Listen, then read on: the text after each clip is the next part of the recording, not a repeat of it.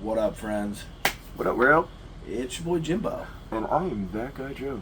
and welcome to some more Patio Yeah, Pours. suck it. Round two. Oh, In a nice, crisp fall evening.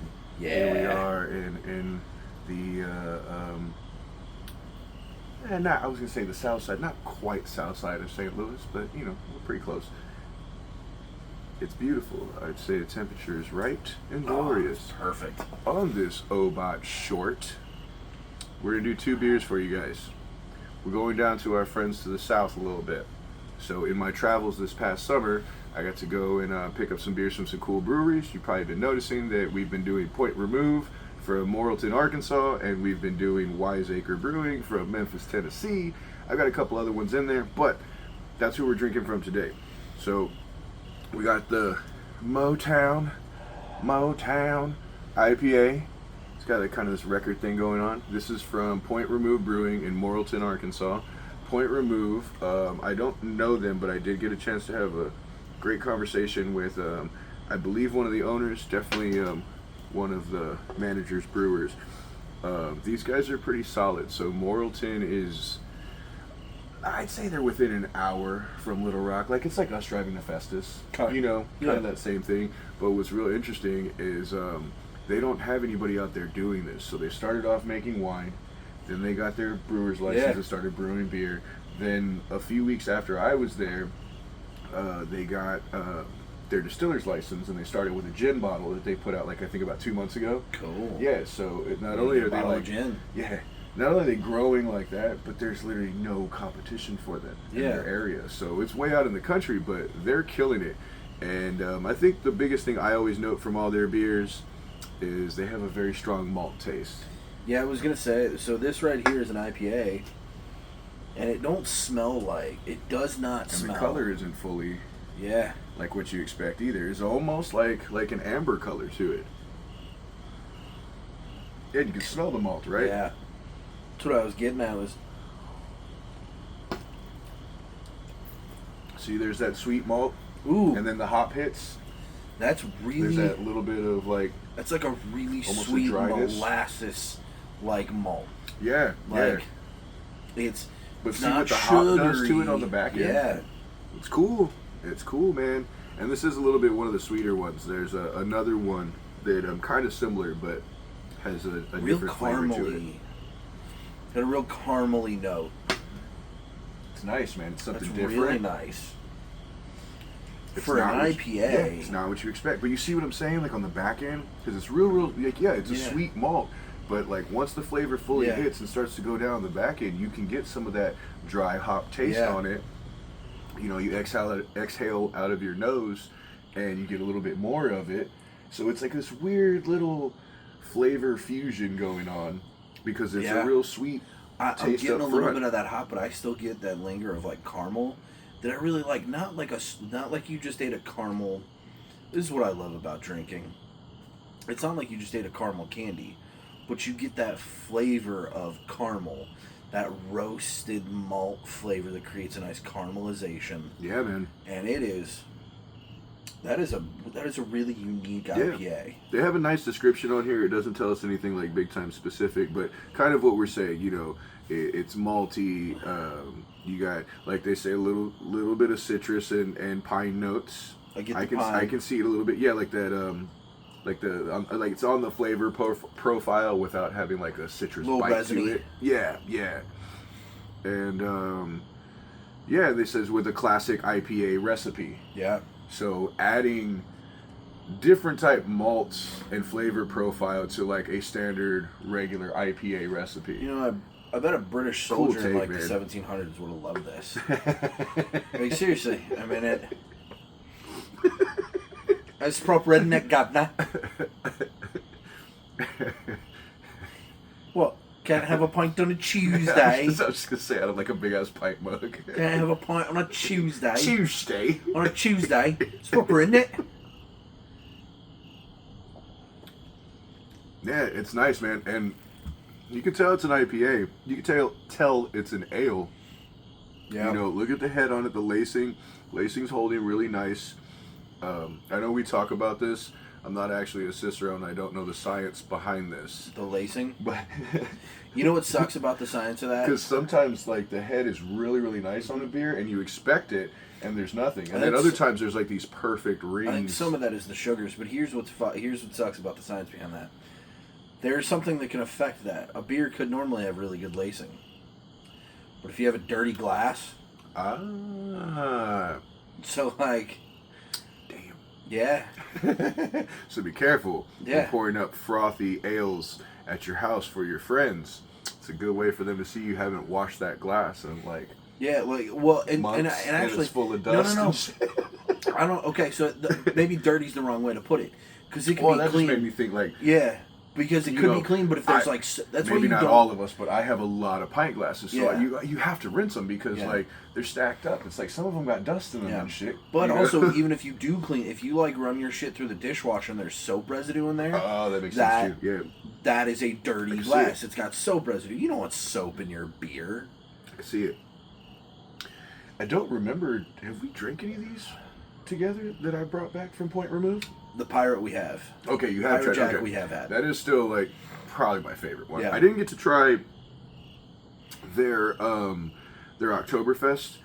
I was down there probably about 6 weeks ago, something like that, 4 or 6 weeks ago, and I tried to get it, but obviously I didn't have time to run to the brewery. I was in Little Rock. It was an in and out kind of emergency trip. Sucks, but I go to liquor stores and you know, I'm looking for them. So I got another can of Motown and a couple other cans of something else from a liquor store I went to, Mix of Six, whatever. But I was looking for their Oktoberfest, and that store I was at, it had just came out. And that store I was at, they didn't have any. I was like, damn, man, I didn't have time again to stop on my way out, because the way that they use malts, especially if you remember that the Blackjack, the way they use malts in their beers, it stands out to me, and I was very, very curious about their Oktoberfest would be very interesting. Yeah. But cheers to Point Remove. We love you guys. Hey, if we could get some sponsorship to go down to Central Arkansas, it'd be pretty cool to go and see Point Remove and talk about how they went from winery to brewery to distillery and where they decided to come up with this kind of recipe. And honestly, part of that, folks, that's on you. The more you click, like, subscribe, help us hit towards our goals. Show the people that you want to see us go to breweries and take you around America, and then we can go and tell these fuckers with money to spend, like, hey, look, the people want to see this.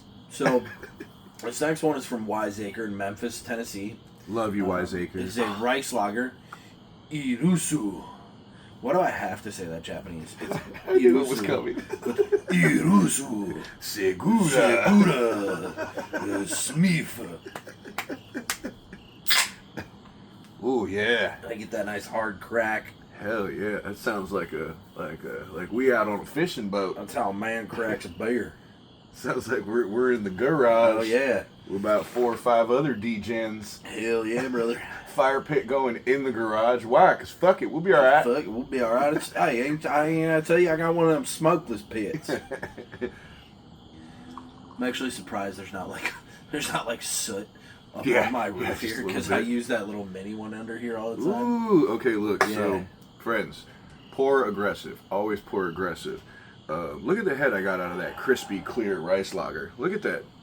Just from a harsh, heavy pour. That's beautiful. You open all the carbonation, you open all the gas up in there, you get all the flavor in there, you get all the aromatics. Bro, rice lagers are beautiful. It is almost like the Japanese. Know what they're doing. Right. Know how to make a beer. Know how to make a crisp beer. We're fuckers. If you find that racist, you don't understand my respect for the Japanese people. Oh, man. It's good. It's so, like... You see what I'm talking about? So I said this earlier, before you drink it. I said this earlier. I was like, I don't think it's, like, one is necessarily better. I do think there's that little sweetness that I really like on the Sandy Valley rice lager. Sandy Valley, Kyle uses a lot of interesting ingredients. Yeah, it's not just and there's this lager. little tinge of, like, sweetness that I really, really love on his beer. But you see what I'm talking about with how they drink? That rice lagers might be some of my favorite fucking beers, period, man. It is. And it's especially so nice. Like, it's a crisp, cool evening.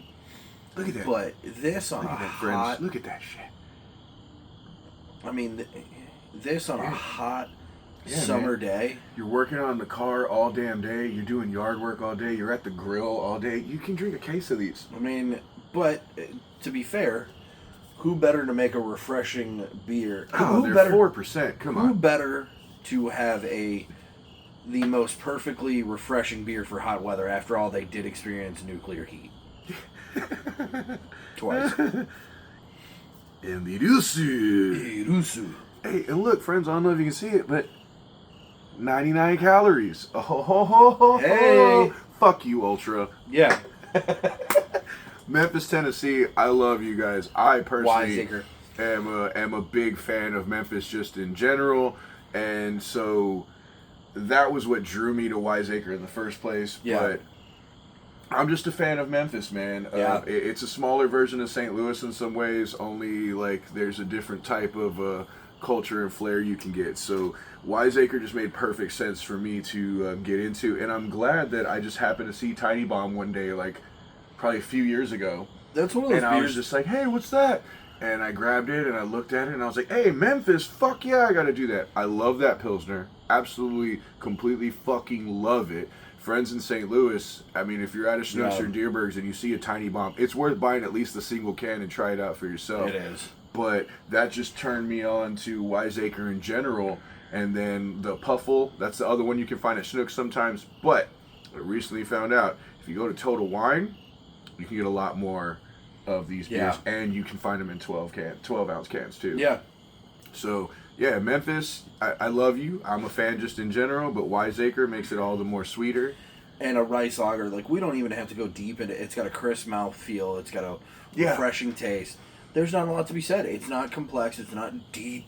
You know, this is not one to be waxed intellectually about. It's a rice lager. It's just fucking good. You know what I will say?